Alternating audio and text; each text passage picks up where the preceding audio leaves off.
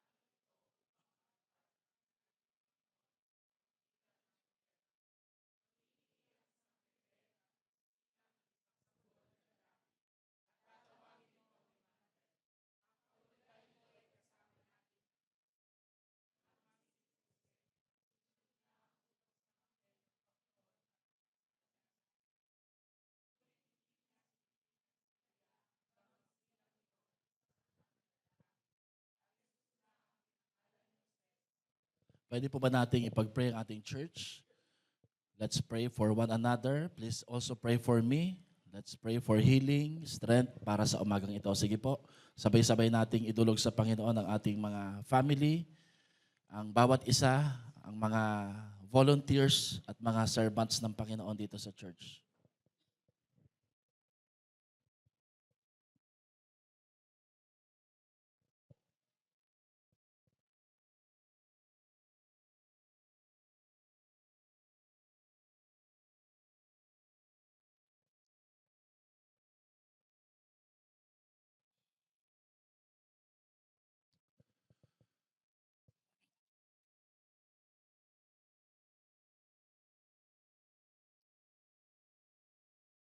Bago po ako mag-pray, pwede po bang magtaas ng kamay yung feeling mo may sakit ka ngayon at pagod ka? And then, pwede ka rin magtaas ng kamay if you feel like you want to give up. Pakitaas nga lang po yung kamay. I want to pray for you. I want to pray for one another. Pagpipray po natin ng bawat isa sa mga kabigatan, kahirapan na nararanasan natin. If you want to be prayed for, sige po, itaas mo lang yung kamay mo. If you feel you're tired, stressed, o di kaya you want to give up, Lord, tulungan niyo po kami that even, Lord, as we follow you, alam namin, Lord, na it's impossible na kami makasunod sa iyo, na sa aming lakas lamang kami mananangan, kundi sa inyo, Panginoon. Tulungan niyo po kami na bago matapos ang taon na ito, we can follow you, we can honor you, at higit sa lahat, Panginoon, we can be strengthened, Lord, to serve and to obey your word, Panginoon. Salamat po. I-bless niyo po ang bawat isa na nagsusumikap, Lord. We keep on trying to follow and obey you, to serve you faithfully, fruitfully, And help us, Lord, na kagaya po ni Mary at ni Joseph and some other people in the Bible, ay makita po namin na aming mga sarili that although we are not perfect, we can still be used for your greater glory. Kaya Panginoon, kagaya ng inawit namin kanina, we are available, we are here, use us, O God. Strengthen us, in Jesus' name we pray. Amen. Makakaupo na po tayo, palakpakan natin ang Panginoon. Good morning po sa ating lahat. Pasensya na po sa boses, medyo pagod lang po talaga, sobrang maraming inaasikaso, ginagawa. So ngayong umaga na to ay gusto ko lang pong paalala ang bawat isa na next week ay atin na pong Christmas, this coming Sunday na po yun, no? Okay, yung susunod, ang ating Christmas celebration. Nakikita nyo naman, and then ating sambang gabi sa Wednesday saka sa Thursday. Ngayon pong umaga na to ay pag-aaralan natin yung topic na ang pamagat po ay, basahin nga po natin ng malakas, ready, go. Para ang hirap basahin, no? Sa susunod, Kuya Pert, medyo yung mas malaking font, no? From small to great. Small people with great impact. Isa pa nga po, basahin nga po natin yan. Ready, go. From small to great. Small people with great impact. Meron po tayong kasabihan, siguro madalas nyo po itong nababasa, nakikita, na nakapaskil sa ibang mga lugar, lalo na sa eskwelahan. Doon po sa Maylaka, habang nag-aantay po sa mga estudyante na lalabas, naalala ko nung maliit pa si JL, nabasa ko ito doon sa may waiting area ng Laka, nakalagay ho na small people talk about others. Average people talk about themselves. But great people talk about ideas. Parang nung binabasa ho yun, no, walang ibig magchismis habang nandun dahil parang paalala po siya, no. Pag maliit ka lang daw na tao, pinag-uusapan mo yung buhay ng iba. Pag average lang, nasa gitna, pinag-uusapan mo yung patungkol sa accomplishment mo o sa sarili mo. Pero yung mga dakilang tao daw po, pinag-uusapan nila, hindi tao, pinag-uusapan nila idea o kung ano po ang pwedeng magawa. Now, in relation po sa ating topic ngayong umaga na to, gagawin po natin itong applicable sa ating sitwasyon. Ang maliit na tao ay abala sa chismis. Totoo ba yun? Kasi walang masyadong ginagawa kaya chismis po ang pinagtutuunan. No? Ang karaniwan ay abala naman sa sarili. Ngunit, ang dakila ay abala sa paglilingkod sa ating Diyos. Amen po ba doon? Wala tayong time sa kung anuman dahil kung ikaw ay abala sa paglilingkod sa ating Panginoon, yun po yung pinaka-focus mo sa iyong buhay. So dahil po dyan, gusto ko pong sabihin sa inyo na hindi nasusukat ang kadakilaan sa dami ng sinasabi ng isang tao. Bagkus ang kadakilaan ng isang tao ay nasusukat sa lalim ng kanyang paglilingkod. Kasi kahit gaano kadami po yung kinukwento natin, sinasabi natin, ganito kami noon, ganito ako ngayon, no? At the end of the day, ang magdedetermine kung totoo po ba talaga ang sinasabi natin, hindi tayo mismo ang magsasalita kundi yung impression at yung nakikita ng iba, lalong-lalo na po sa lalim ng paglilingkod natin sa ating Panginoon. Kaya small to great. Kasi po, the people who made Christmas, of course, it's God. But the people whom God used so that Christmas would be possible are just ordinary people. The shepherds, mga peasants, mga mahihirap, mga api. Kaya nga po nakatingala sila sa langit kasi umaasa sila ng isang revolutionary Jesus that would overthrow Rome na nagpapataw sa kanila na matinding taxes. Mga pastol, si Maria, si Jose, mga simpleng tao. Pero mula po sa maliit na manger, sabsaban, ipinanganak ho doon ang isang sanggol na nakahiga sa tinatawag nating king-size bed because it's a bed fit for a king, Jesus, the King of Kings and the Lord of Lords. And out of the smallness on the first Christmas, lumabas po yung greatness, yung salvation, yung forgiveness, yung redemption po sa ating mga buhay. Ito po yung mensahe na gusto nating ituro na Christmas is not about having more, but Christmas is all about having Jesus into our life. Kasi po, kung hahanapin natin ang Pasko sa mga regalo, sa ilalim ng Christmas tree, sa mga shopping, no, although hindi naman masama po yun, no, we will never find the Christ of Christmas. Because Christmas is a Latin word that says it's a celebration or a mass wherein Jesus is the center. So we're going to talk about greatness. How the world defines greatness. Paano ba binibigyan ng kahulugan ng mundo ang greatness? You know, people today are so fascinated with being great, no? Kailangan associated ako dito, kailangan nakain ko to, no? Kailangan napuntahan ko to, kailangan napicturan ko to, kailangan nabili ko to. Why? Because deep inside of us, we want to be associated na kahit papano tayo po ay nakaaangat ng konti. Aminin po natin yan, no? But in the Bible, worldly kasi po yun eh. Makamundo na definition eh. Greatness is based, the world defines greatness as power. Pag may kapangyarihan ka, great yan. Prestige. Di ba? May mga card, di ba? May mga prestige card holder, no? May pila pong exclusive lang para sa kanila eh. Popularity, kasikatan, position, and possession. The more toys you have, the greater you are sa mata ng iba, no? And deep inside, kahit man ako siguro, no, tayo, kung minsan hindi po maiwasan na lahat ng ginagawa natin minsan, unknowingly, unconsciously, para yatang may kinalaman sa greatness. Even just simply posting a simple picture, no? We want that perfect picture para kahit papano makita nila na, oh, maganda yung pagkakakuha, maganda yung anggulo. In other words, the world says, be first, be seen, be served, so that you will be praised. Deep inside, we want that feeling na tayo ang nakauna. Tayo yung napapansin at nakikita. Tayo yung pinaglilingkuran at tayo yung kinapupurihan. Habang patapos na po yung taon na to, ang magandang tanong ho dito eh, paano ba ninanais ng Diyos na tapusin natin yung taon na to? Paano ho ba hinahangad ng Panginoon na maintindihan natin kung ano ang tunay na diwa ng Pasko? The world crowns the powerful, but God crowns the faithful. The world lifts the proud, but God lifts the humble.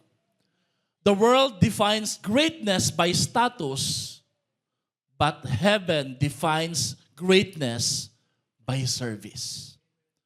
Sa mata ng Diyos, in heaven's eyes, kabaliktaran po ang dinadakila, kinokoronahan, tinitingala, pinapalakpakan ng mundo, sapagat para sa Diyos, ang kadakilaan ay may kinalaman po sa paglilingkod sa hari ng mga hari, Diyos ng mga Diyos. Basahin po natin itong Mark 10:43-45. Pinag-uusapan po ng mga disipulo kung sino po ang dapat mauna, sinong uupo sa katabi niya, sino po ang uupo sa kaliwa at sa kanan. They thought about if they're being associated with Jesus, it's all about prominence. It's all about position. It's all about power. Kinausap sila ng Panginoon, pinag-aralan pero may kasamang rebuke. Sabi niya, hindi dapat ganyan ang umiiral sa inyo. Sabihin mo nga yan sa katabi mo, hindi dapat ganyan ang umiiral sa inyo. Sabay tayo. Ready, go. Sa halip, ang sino man sa inyo na nais maging dakila ay dapat maging lingkod ninyo. At ang sino mang nais maging pinuno ay dapat maging alipin ng lahat. No? You know, the danger about being a Christian for too long, it make us proud. Because these disciples had been with Jesus all throughout the 3 years, no? Pero instead, na maging mature sila, instead that they will see Jesus serving people, no? Wow, naging mayabang sila, no? All of a sudden, may kinalaman po ito. Sinong uupo sa tabi nilang Panginoon? Sinong tatawagin, no? At ang sabi ng Panginoon, sapagkat ang anak ng tao, Jesus Himself, ay naparito, sabayan niyo po ako magbasa, ready, go, hindi upang paglingkuran, kundi upang maglingkod at upang mag-alay ng kanyang buhay para sa ikatutubos ng marami. Now, pag-isipan niyo po yung verse na yan. No? This is the true essence of Christmas. This is the true essence of greatness. You want to be great? Serve God. You want to be great? You must be the least of all people. Because sa mata ng Panginoon, ang pinakamadakila, pinakamataas, ay yung nakaupo sa pinakamababa. Yung ginagawa niya, yung hindi ibig gawin ng iba.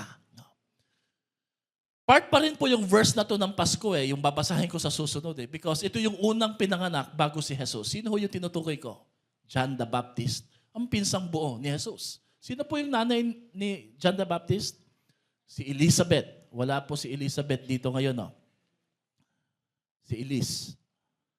John chapter 3 verse 30, ano pong sabi dito? John the Baptist said, He must increase and I must decrease. Gusto mo ba ng isang simpleng prayer that would, na hindi po hahayaan na hindi marinig ng langit? You know, the kind of prayer that God will always hear, that heaven will always answer, is this kind of prayer. Lord, ikaw nawa ang dumami, ako yung kumonti. In other words, Lord, nawa ikaw yung mas sumikat, ikaw ang madakila, ako yung hindi makita. Sino po naniniwala that this is a very beautiful prayer? Say amen po. Basahin nga po natin isa pa.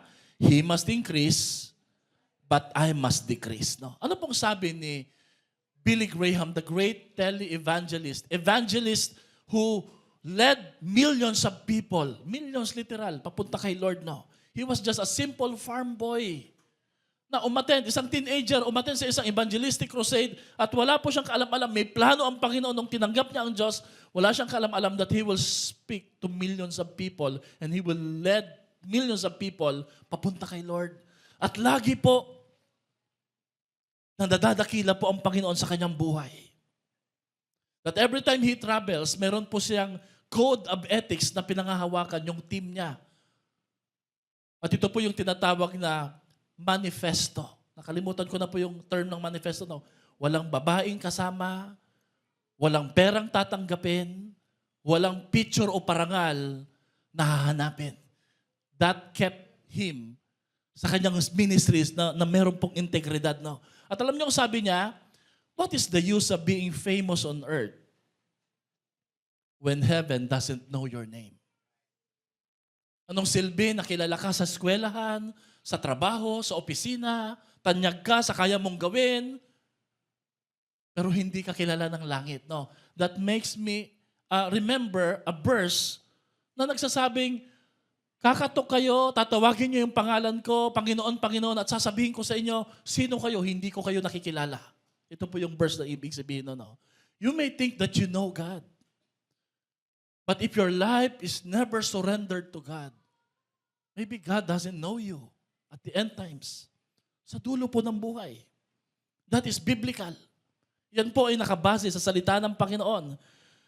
Gano'n man kasikat, kakilala, pag dumadaan po ako sa mga mamahalin po ng mga mausoleo o libingan, kagaya po ng Gateway to Heaven, pare-pareho lang po kahit gano'n kaganda, may aircon, namamatay din po eh.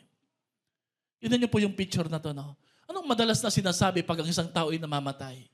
Ang dami niyang kaibigan. Alam mo, matalino yan eh. Maraming pera yan.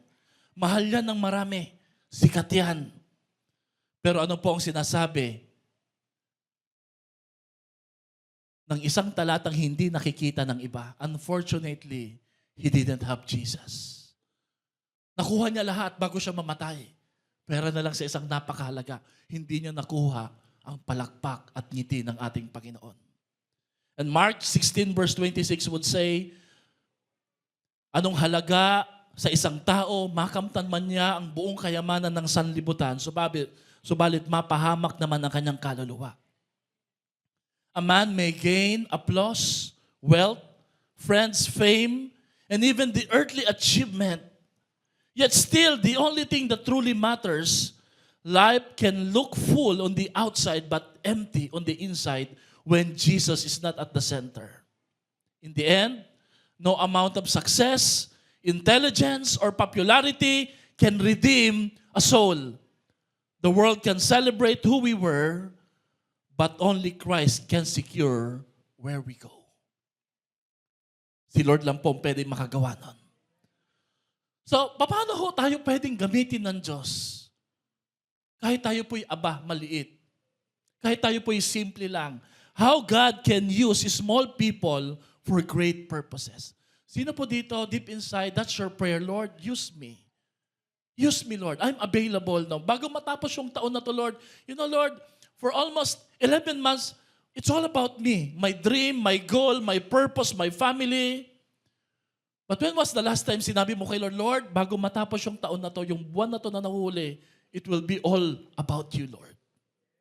Use me, Lord. Can you imagine now, you will finish the year pleasing the Lord, honoring God. And it's all about Him, no? It's not about us. Gagamit tayo ng 3 karakter sa Bible na bagamat sila'y maliit, sila'y payak, simple, pero kinasangkapan sila ng Lord. Kaya tayo nagkaroon ng Pasko. Number 1, mga kalalakihan, Joseph. God uses the small who are obedient. Ginagamit ng Diyos kahit ang mga maliliit, mga simple, tahimik, pero masunurin sa ating Panginoon. Alam niyo, pag pinag-aaralan ko po ang Christmas story or narratives, the Matthew, Luke, sa John wala po eh. Sa Mark wala rin eh. Matthew and then Luke. Napansin ko po si Joseph, walang masyadong sinasabi. Talagang typical po na tatay, typical na lalaki. Joseph had no spotlight. Wala siyang speaking lines. Kaya nga po kung siguro kung drama po ito ng Christmas for Christ na kantata or drama, konti lang po yung sasabihin niya. Siguro, ganun lang siguro eh. He had no speaking lines in Scripture, but he obeyed immediately every time God spoke in a dream. Hindi mo kailangan marami kang sinasabi para paniwalaan ka na malalim ka kay Lord eh. Maniniwala ang tao at maniniwala ang Diyos kung mas marami ang iyong pagsunod, hindi sa iyong mga sinasabi. Joseph just simply married Mary. Although hindi naman niya anak yun eh, because Mary was conceived by the Holy Spirit. That's why, bago yung December 25, meron tayong December 8 na sineselebrate ng mga Roman Catholic because Immaculate Conception. Ang baby na dinadala ni Mary ay hindi po sa pamamagitan ng sexual intercourse, kundi ng conception ng banal na Espiritu Santo. But Mary did not remain virgin because nagkaroon ng mga kapatid si Jesus half on human side. Kaya hindi po siya virgin forever eh. Kasi nagkaanak din po sila ni Joseph. Pero yung kapanganakan ni Jesus, ang tawag ho doon is divine conception. He protected the child. Can you imagine po kung sinabi po niya, hindi ko anak yan. Pa-DNA test natin. Ano ngayon kung anak ng Diyos yan? Hindi ko anak yan, hindi ko kamukha. And he moved when God said, move. Mga kababaihan, yung mga single po dito, huwag niyo pong piliin yung gwapo, cute, at maraming dimples. Kung gusto niyo magiging masaya kayo, piliin niyo yung masunurin kay Lord. Parang wala yatang nag-amen ah. Yung mga nag-amen lang, yung mga may asawa na eh. Wala na ho kayong choice. Wala na ho kayong magagawa. Gawin niyo silang masunurin kay Lord. Amen? Kung pipili ho kayo, hindi ho yung gwapo lang eh. Kailangan ang pipiliin niyo po, sumusunod sa ating Panginoon. Konti yung salita, pero madami yung pagsunod. Gusto ko pong gamitin yung illustration ng arwana. Di ba nagamit ko na po itong illustration, di ba? Pag nangitlog po yung babaeng arwana, ang lalaki po, nilululun po niya, nilalagay po niya sa bibig ang kanyang mga anak, yung mga itlog nilalagay sa bibig. So, 100 po ng mga eggs, lalagay niya sa kanyang bibig. To protect them, 1 buwan po siyang hindi kakain, 1 buwan siyang hindi magsasalita. At pagdating po ng 1 buwan, saka po niya ibubuka yung bibig niya, malalaki na yung mga arwana, baby arwana, at bigla po silang lalabas. At sila po ay malusog, buhay na buhay na.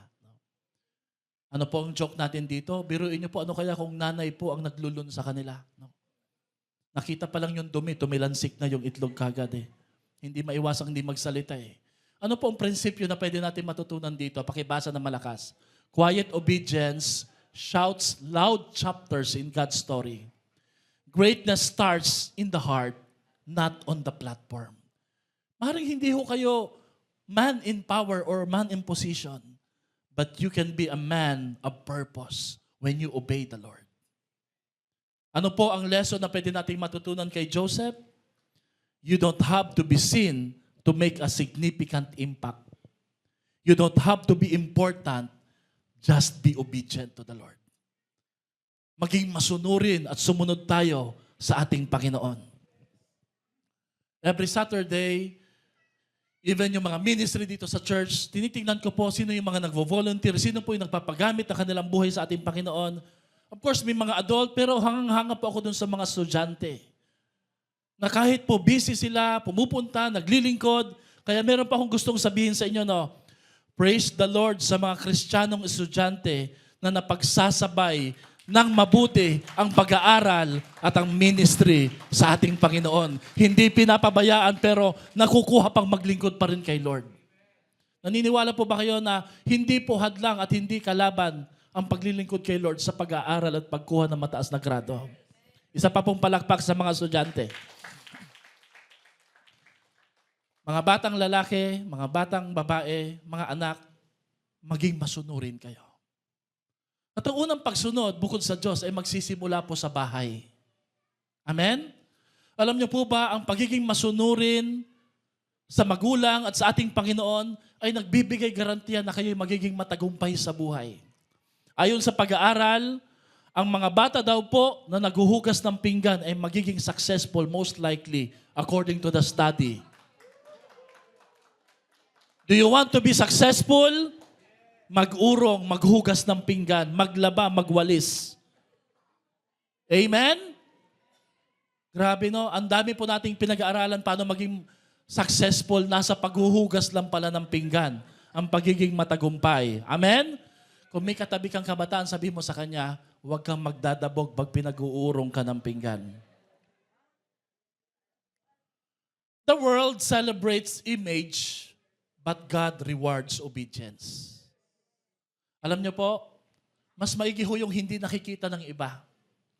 Sabi nga nila, pag tutulong ka, wala kang dalang camera, dalhin mo ang iyong puso, sapagkat mas nakikita ng Diyos ang iyong totoong pagsunod sa ating Panginoon.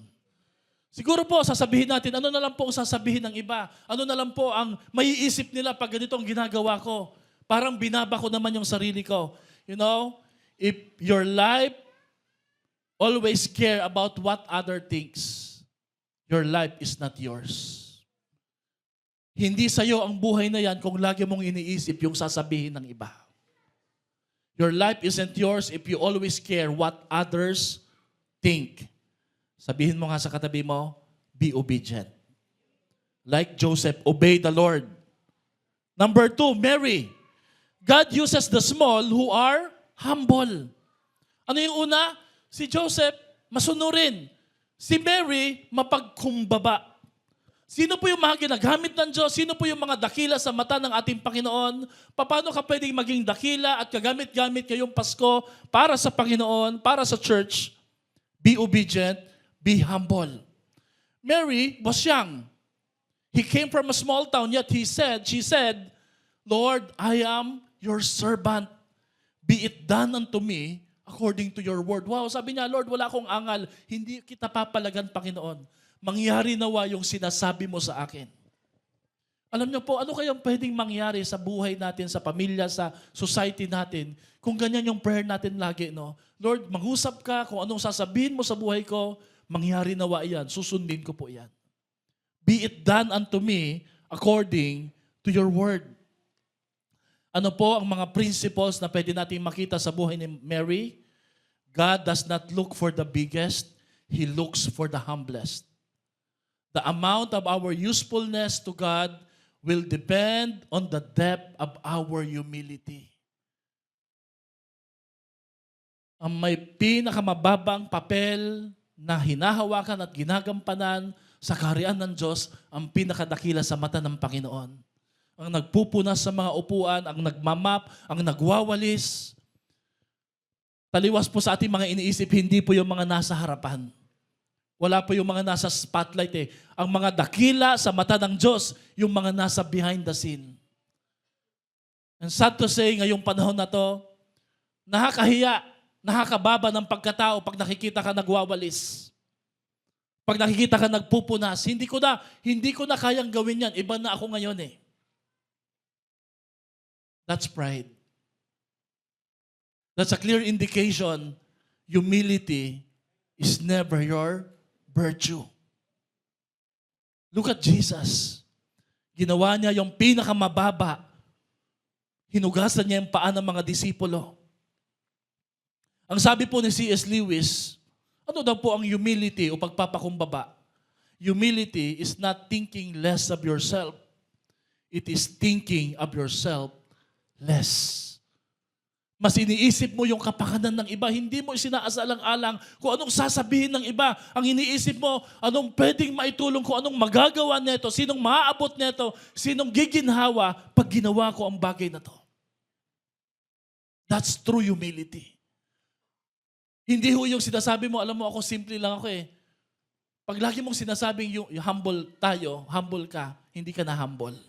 Hambog na. Ano po ang lesson na pwede nating makita kay Mary?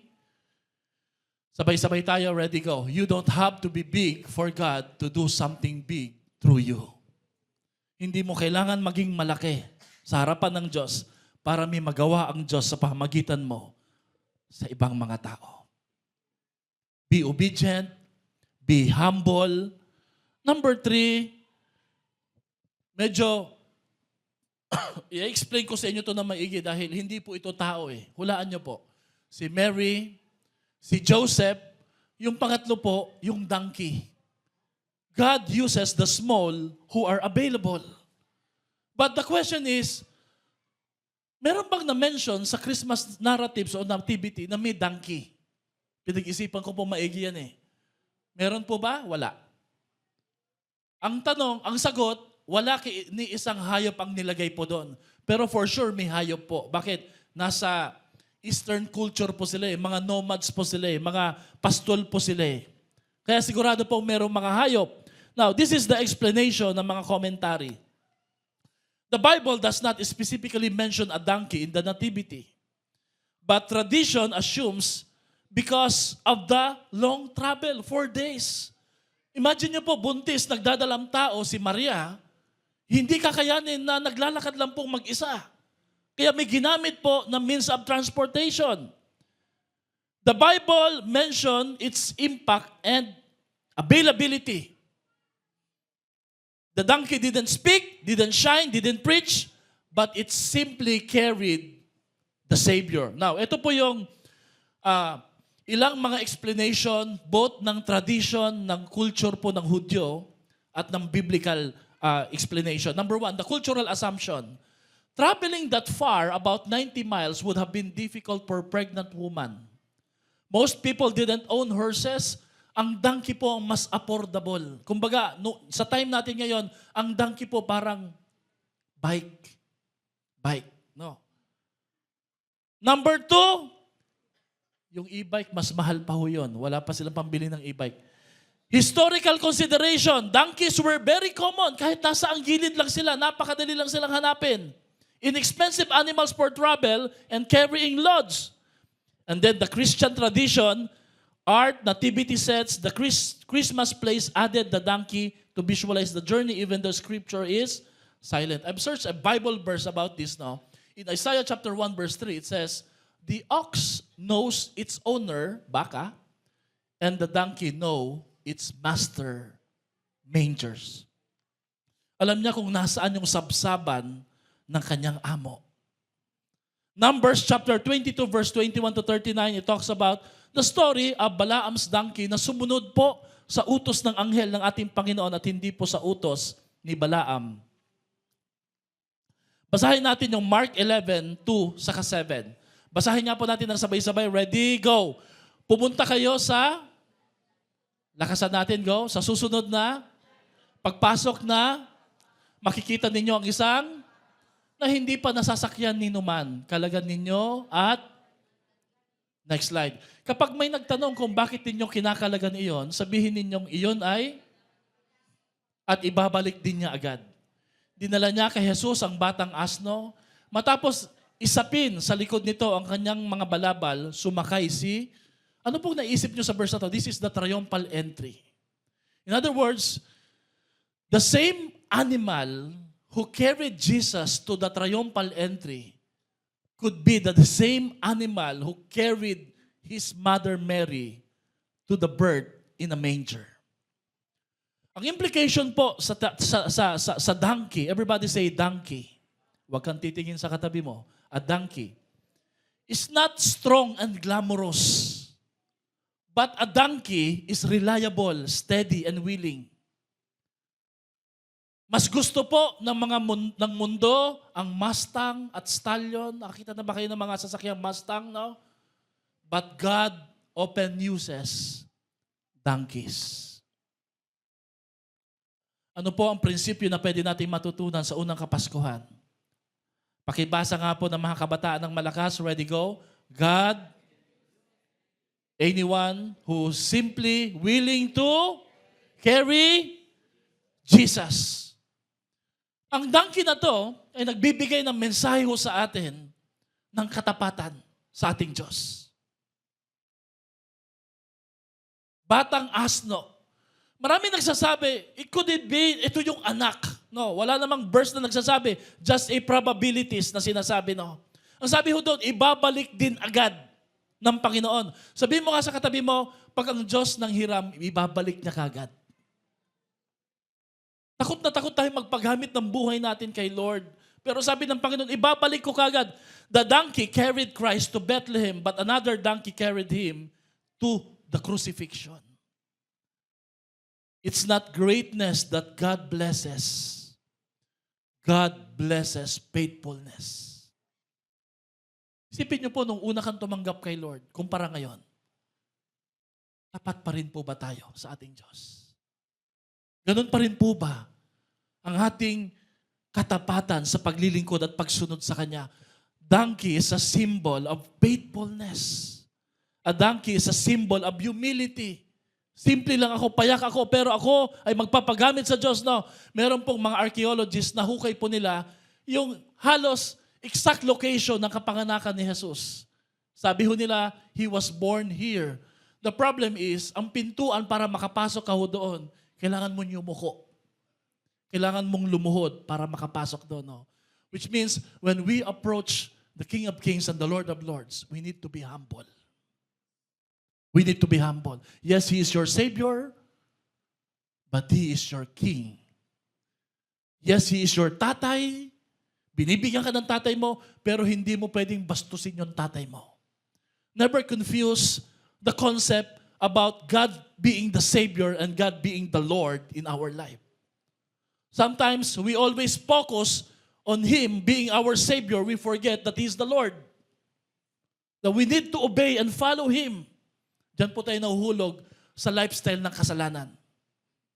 When we think this is all about God loving, forgiving, but He is a Savior.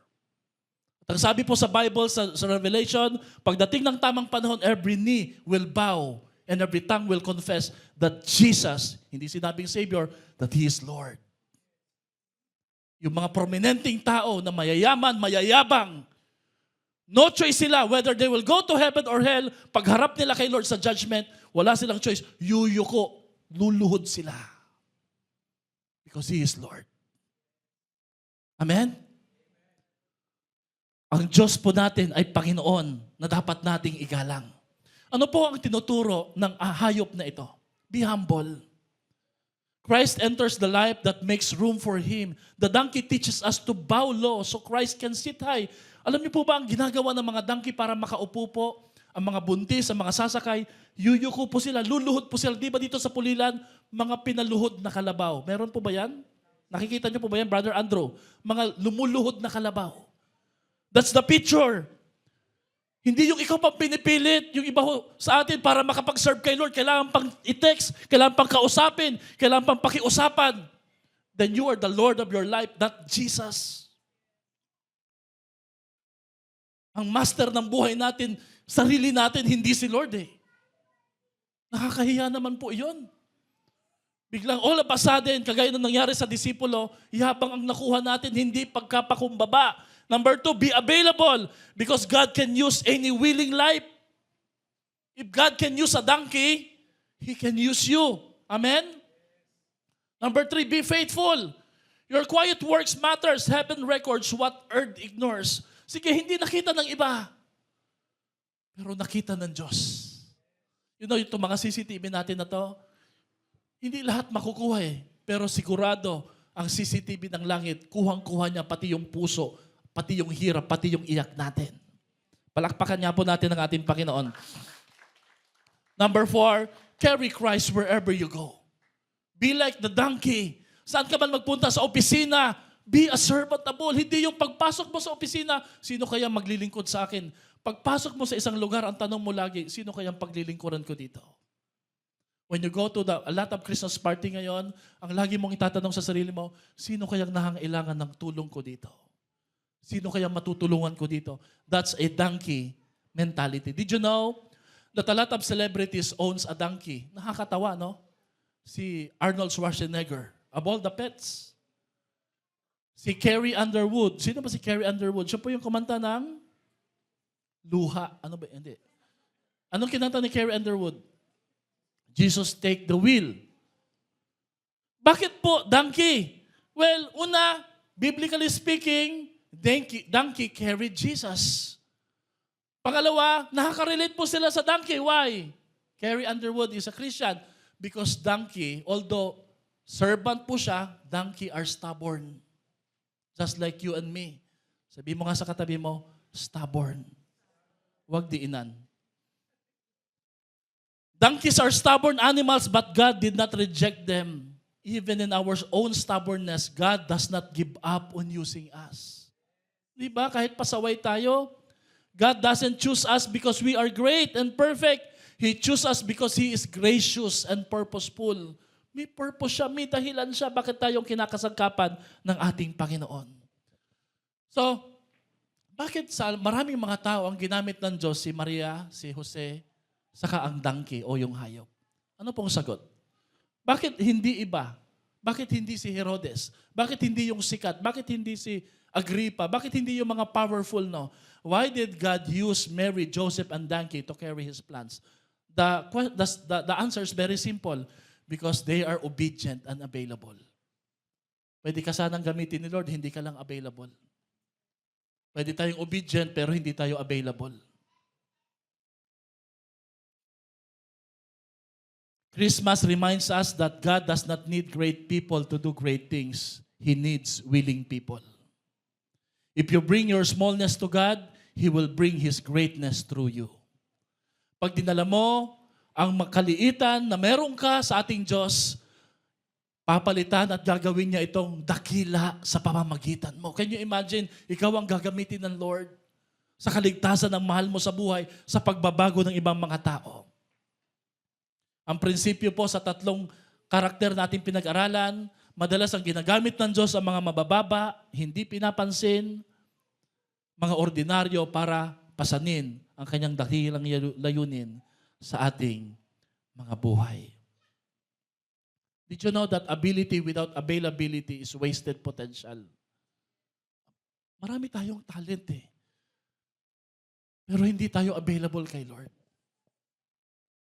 God can only use a willing heart more than a gifted hand.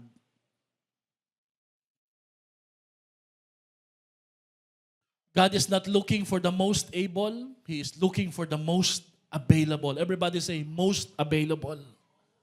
Hindi lang available, kundi most available. When availability meets God's ability, miracles can follow or will follow. No. So ano pong reflection natin sa mensaheng ito? Maaaring ang role mo ngayong Pasko ay tagapaypay ng barbecue. Uutusan ka para magkayod ng nyog. Mayroon pa ba nagkakayod ng nyog ngayon? O magpapakayod ng nyog no, para sa Christmas, sa salad na bibilhin, no? Maybe your role this Christmas is not glamorous or popular, but it is always essential and special in God's plan. You don't need to be impressive, to be impactful. Just show up and don't show off. Kahit maliit, pero magiging kagamit-gamit ka sa harapan ng ating Panginoon. Amen? Alam niyo, pag tinitingnan ko po yung church po natin, the most important kingdom work happens behind the scene. The ushers, the moms, the donors, the cleaners, the volunteers, the servant like the donkey. They carry heavy loads quietly, but impact powerfully. Gusto ko pong palakpakan natin ang mga tao na yon. Hindi sikat, hindi nakikita, pero naglilingkod sa ating Diyos. There was one teacher. May teacher po ba tayo dito? A science teacher from rural Kenya won the award at tinalo po niya yung 10,000 nomination. Can you imagine po yung award, yung prestigious po ng award na natanggap niya?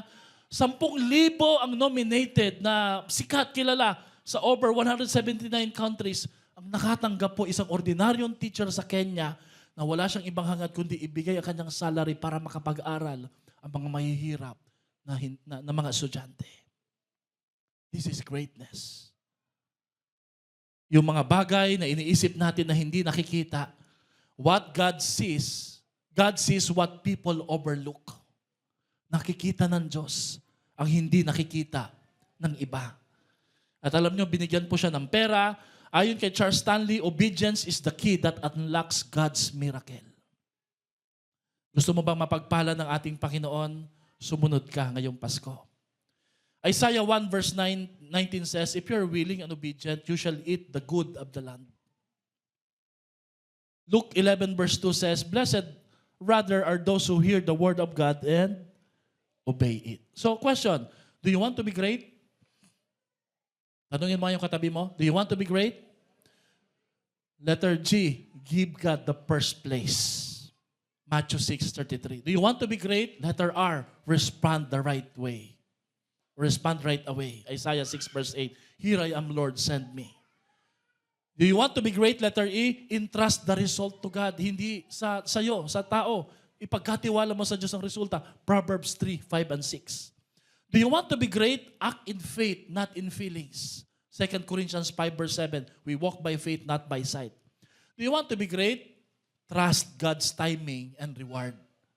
1 Corinthians 15:58, God never forgets an obedient heart. Palakpakan natin ang ating Panginoon. Bago matapos ang taon 2025, inilabas na po sa Pilipinas ang 2025 People of the Year. Sino-sino po bang naririto? Sa politika, si Vico Soto, yung kamukha ni Darwin. Si Benji Magalong, yung kamukha niya, hindi, walang kamukha.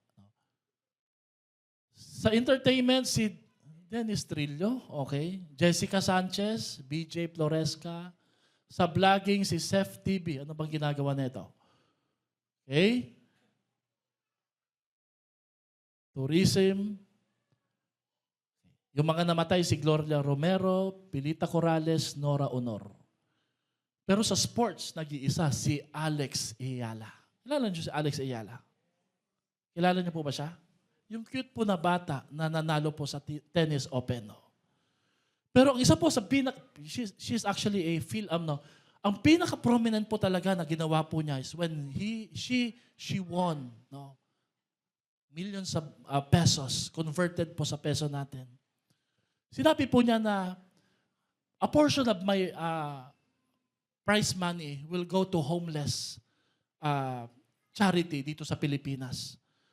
Alam mo, sabi niya, no one should have to sleep on the streets when rich people are able. Kumusta po yung handa natin ngayong sambang gabi, ngayong pong Noche Buena? No one should starve when we can be of help to these people. Kung kanina, binuksan natin yung kanta na, ano ba yung kanta natin kanina? Have yourself a merry little Christmas. Just a short lang, sige nga. Patutugtugin ko lang yung kanta na to bago tayo mag-end bilang mensahe. Ano po ba ang challenge po ngayong umaga na to na kanta? Sa pagtatapos, true greatness begins with a servant and obedient heart. Pangalawa, God uses a humble to display His greatness. Pangatlo at panghuli, God's word can only be fulfilled in a life that is yielded. Huwag mong payagan ang materialism, ang selfishness at pride ngayong Pasko na hindi ka magamit ng Diyos. Never underestimate yung simpleng tulong, simpleng paglilingkod sa church, sa ibang tao, sa kapwa, sa ating pamilya. Kung anong pong pwede maging impact nito sa buhay ng marami. Tayo po'y tumayo ngayong umaga na to. At ang tanong ko po, tanong ng Panginoon siguro sa atin sa bawat isa, how would you answer, respond to God's call? Are you available? Are you willing? Are you ready to serve the Lord? This is your act of worship. Ito'y pagsamba din, ang paglilingkod at pagsunod sa ating Panginoon. Itaas po natin ang ating mga kamay habang nakapikit po tayo. And we will sing this song. Sino ho dito ngayong umaga na to? You want to be like Mary, humble. You want to be like Joseph, obedient. And you want to become like donkey, available for the Lord. Here I am, Lord. Send me. Sabi siguro ng donkey nung inuupuan siya ni Jesus papasok sa Jerusalem. Lord, hindi ako zebra, hindi ako Mustang, hindi ako stallion. I'm just a donkey. But Lord, use me for your greater glory. Siguro ngayong umaga na to, sinasabi mo, Lord, hindi ako magaling, hindi ako mahusay, palpak ako. Pero Lord, gamitin mo ako mightily. I hear you, you call. I am available. Imagine niyo po kung anong pwedeng gawin ng Panginoon sa maliit at payak at simpleng ikaw kung ikaw'y magpapagamit sa ating Diyos. Your offering, your tithes, your first fruit, it can build, it can help, it can make progress our church ministry. Never underestimate the power and the value of obedience sa ating Panginoon. Yung pag-share mo ng gospel, yung pag-aakay, pag-i-invite mo.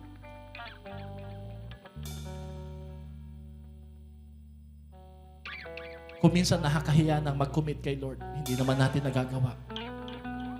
Pero sabi nga po, dun sa kwento ng donkey, alam ni Lord na kung minsan po ay mahina tayo, stubborn tayo, but He never give up using us. So once again, raise your hand at sabihin mo, Lord, please use me mightily. Gamitin mo ko ngayong Pasko. Panginoon, naririto po ang kamay ng iyong mga anak. Naririto po ang aming mga puso. Gamitin mo po kami mightily. Sa iyong pagtawag, malinaw po sa amin na kami yung tinatawag. Turuan niyo po kaming sumunod sa inyo. Turuan niyo po kami na magpagamit sa inyong kapurihan at karangalan. Lord, if we are able, if we have been blessed, yung sobrang blessing hindi na para sa akin, para na sa iba, para na sa inyo, Panginoon. Kung paano ho nyo ito pinagkatiwala sa aming kamay, naway malaya rin po namin itong ipagkaloob at ialay sa iyo. Kayo naman po ang nagkaloob at nagbigay nito sa amin. Salamat po sa mga kamay na maglilingkod, kamay na magbibigay, kamay na magpapasakop sa inyo, kamay na susunod, kamay na magpapakumbaba, kamay na magsasabing, Here I am, Lord, send me. Thank you, Lord. Use us mightily. In Jesus' name we pray. Amen at amen.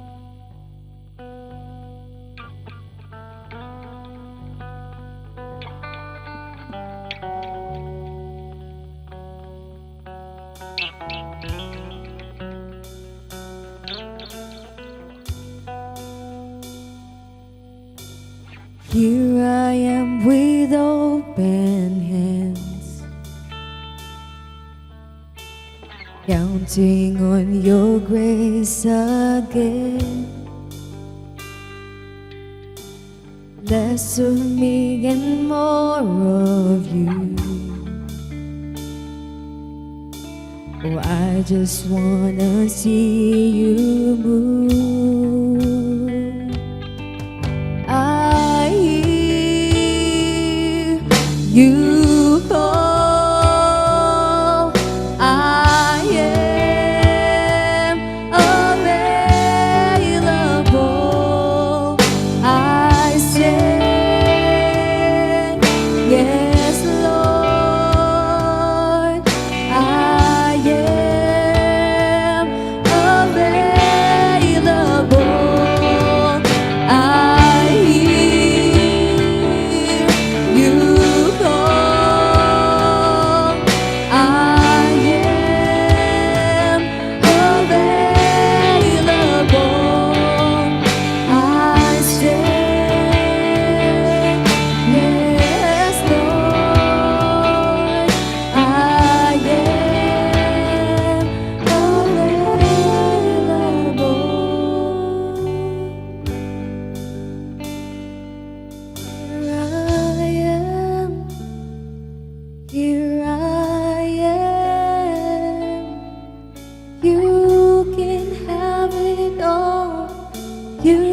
can have it all. Here I am. Here I am. You can have it all. You can have it all. Here I am. Here I am, Jesus. You can have it all. You can have it all. Here I am. Here I am. You can have it all. You can have it all. Here I am. Here I am. You can have it all. You can have it all. Here I am. Here I am, Jesus. You can have it all. You can have it all.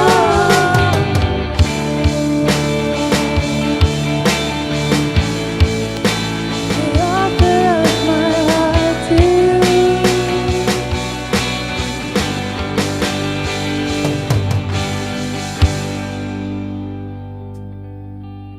For the one who gave me life,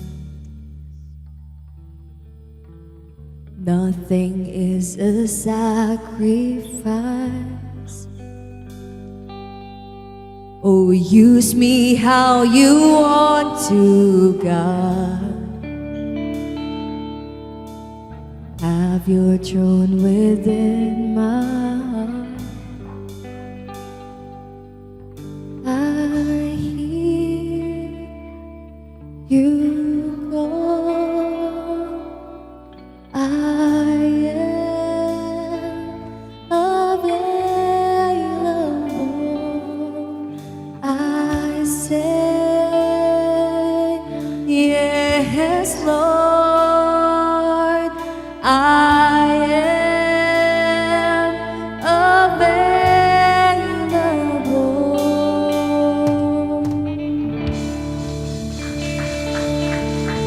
Praise. Pwede po ba nating hawakan yung kamay ng ating family members? And let's close our eyes. Magkaroon tayo ng commitment ngayong umaga na to that as for me and my household, we will all serve the Lord. Walang may iwan, walang malalagpasan. Sabay-sabay na maglilingkod sa Diyos. At habang hawak natin yung kamay ng bawat isa, isn't it amazing na bawat isa sa atin pinagkalooban ni Lord ng iba't ibang talento, husay, galing, para magamit natin sa kapurihan ng ating Panginoon. Binigyan tayo ni Lord ng kakayahan, posisyon, ng platform, ng mga oportunidad, ng resources. Sinasabi ng Panginoon ngayong umaga na to, yung panalangin po ni John the Baptist, Lord, may you increase in my life and I must decrease. Pwede bang sabay-sabay nating sabihin niya na sa family, may God increase in our life.